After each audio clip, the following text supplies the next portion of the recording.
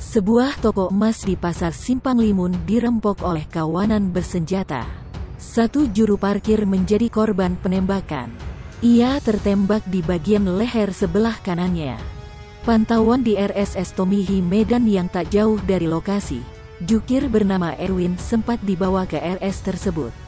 Namun karena peralatan tidak memadai langsung dibawa ke RS Mitra Sejati.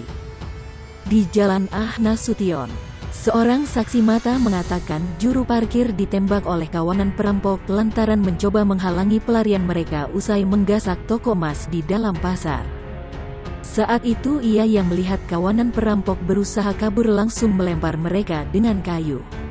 Perampok yang terkenal langsung menembak jukir tersebut hingga terkapar.